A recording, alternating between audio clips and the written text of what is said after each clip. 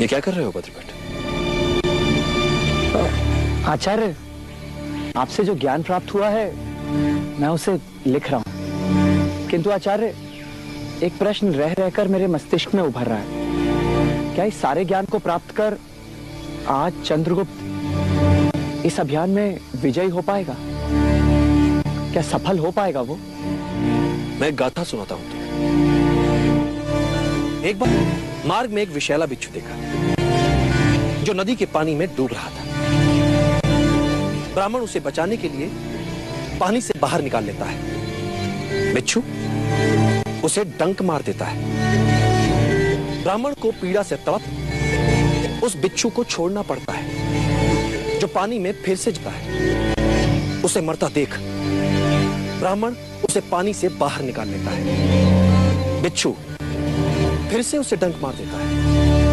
ब्राह्मण के निकट खड़े शिष्य ने विस्मित होकर उससे पूछा, गुरुवर, आप इतने ज्ञानी हैं, ये जानते हुए कि बिच्छू की प्रवृत्ति डंक मारने की है, आप उससे खेल रहे हैं। ब्राह्मण कहा, मैं उसे मरने से बचा रहा हूं। शिष्य ने फिर कहा, किंतु वो एक बिच्छू है, वो आपको फिर भी डंक ही मारेगा।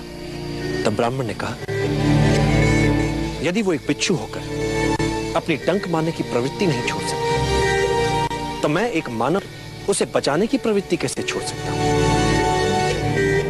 आचार्य, आपकी ये गाथा अच्छी है, किंतु आचार्य, इस गाथा का यहाँ इस समय इस विषय और मेरे प्रश्न से क्या संबंध है आचार्य? युद्ध में कुछ भी हो सकता है। रण में कौशल भी चाहिए और भाग्य भी। पता नहीं कब क्या काम आ जाए। चंद्रगुप्त के आचार्य होने के नाते मैं जो कुछ जानता हूं प्रकृति के माध्यम से चंद्रगुप्त तक पहुंचाने की चेष्टा करता हूं। अब यह चंद्रगुप्त पर निर्भर करता है कि वो प्रकृति के साथ कितना सामंजस्य बिठा पाता है। और मुझे संतोष तो है कर्तव्य निभाया। फिर एक बात और,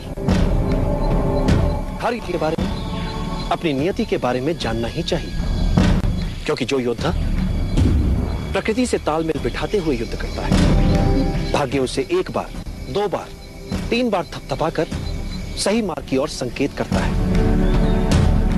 और फिर योद्धा यदि कल्पनाशील है, भाग्य के संकेतों को चलते हुए युद्ध में भी पढ़ सकता है, तो वो पीछे मुड़कर देखेगा और भाग्य उसे दो राहें दिखाएगा, विजय की भी